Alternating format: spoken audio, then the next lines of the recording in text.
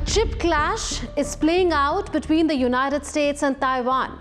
US wants Taiwan to relocate 50% of its semiconductor production capacity to American soil, but Taiwan has firmly rejected this idea. So why did the US raise this demand, and why did Taiwan say no? Let's connect the dots. US made this proposal in the context of its ongoing tariff negotiations with Taiwan. The Trump administration, led by Commerce Secretary Howard Lutnick, had floated the idea. A recent interview by Lutnick sparked alarm among the Taiwanese. There he said that America was producing only 2% of the chips that it needs, and that his goal was to raise that figure to at least 40% over his time in office by convincing Taipei and all the companies in its chip supply chain that they need to set up facilities in America so it can protect them. This is his exact quote from the interview. The thing about Taiwan is they make like 95% of chips that we put in our phones, we put in our cars. They make 95% of our chips but are made 9,000 miles away. That doesn't sound good. And by the way, it's 80 miles from mainland China. And the Chinese have said we are gonna take Taiwan, like they're not even shy about it. So this is an issue, and my objective and this administration's objective is to get chip manufacturing significantly onshore in the US. We need to make our own chips. If you can't make your own chips, how can you defend yourself? It's clear from this that the United States floated this idea as it wants to reduce its heavy dependence on Taiwan for chips, and it wants to boost its own domestic chip manufacturing. For the US, it is a chips for protection deal in the scenario of a Chinese attack on Taiwan. Remember, China claims Taiwan as part of its territory, even though it has never controlled it and has even vowed to annex it by force if necessary. And under Taiwanese domestic law, called Taiwan Relations Act 1979, the US is obligated to assist Taiwan in maintaining its capacity to defend itself, though the US has a policy of strategic ambiguity. This means the US purposefully does not specify whether its forces would intervene militarily. This helps US maintain flexibility while deterring Chinese aggression. But Taiwan needs US defense support, and the US does help Taiwan defend itself by providing advanced weapons, military training, and diplomatic support. So what's happening in the US-Taiwan trade negotiations? Like with other countries and territories, the US is playing hardball with Taiwan too in its tariff negotiations, and this proposal was put forth by the US during those talks. The United States has imposed 20% tariff on Taiwanese exports.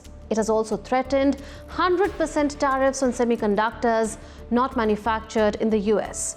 The United States has been using this threat and Taiwan's defense as leverage in its trade talks with Taipei. Taiwan, on its part, is struggling to finalize a tariff deal with the US.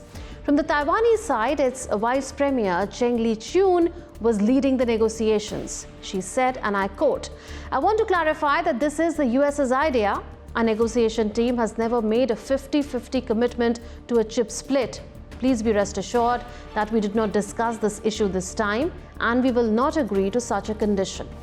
Even the opposition in Taiwan was furious at the US demand. Su Yu-chen, a legislator of the opposition party Kuomintang or KMT, blasted the US demand as an outright plunder instead of cooperation.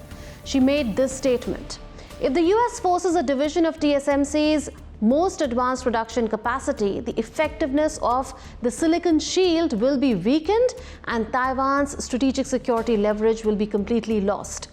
Taiwan needs allies, but not ones who care only about their own security while disregarding Taiwan's survival." So what is Taiwan's silicon shield? It is the strategic concept that Taiwan's dominance in advanced semiconductor manufacturing acts as a protective barrier against military aggression, most notably from China. The idea hinges on Taiwan's crucial position as the world's primary producer of cutting-edge microchips, which are essential for everything from consumer electronics to military hardware. Taiwan produces roughly 60% of the world's semiconductors and 90% of the most advanced chips. The industry leader is Taiwan Semiconductor Manufacturing Company, or TSMC. TSMC commands a substantial portion of the global market. It manufactures advanced semiconductor chips used in everything from smartphones and cars to military technology. Now, TSMC supplies the vast majority of the world's advanced semiconductors to major clients like AI chip designer NVIDIA and Apple. The silicon shield means that any disruption of Taiwan's chip supply, such as through war, would trigger catastrophic consequences for global supply chains, technology infrastructure, and economies, including those of China and the United States. This interdependence serves as a deterrent. China refrains from military action that would threaten the global semiconductor supply, while the United States and its allies are motivated to protect Taiwan's security for the same reason. So what is Taiwan doing to avoid higher US tariffs? Taipei has pledged to increase investment in the United States, buy more of its energy, and increase its own defense spending to more than 3% of its GDP. In the past too, American officials had repeatedly lobbied TSMC to establish manufacturing capacity on American soil. American officials had then stressed on the national security risks of relying on foreign, especially Taiwan-based chip supplies, particularly in the context of US-China competition. So back in 2020, TSMC responded to US demands and unveiled a groundbreaking $12 billion investment to build advanced chip-making facilities in Phoenix, despite industry and public concerns. Earlier this year, TSMC drastically increased its total investment to $165 billion with additional plans. But the United States continues to be eager to counter supply chain vulnerabilities.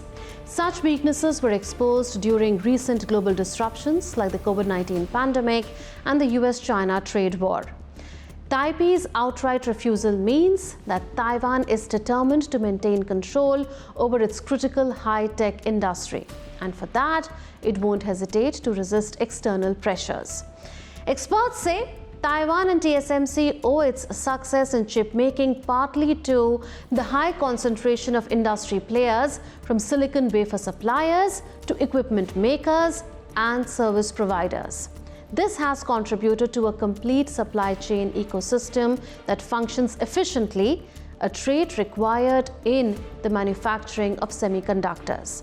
Now listen to this Japanese roboticist. Taiwan is quickly growing, and Taiwan has a lot of powers for the semiconductors, right? So without the Taiwan technologies, we cannot develop the AI and the robots, especially for the robots, right? So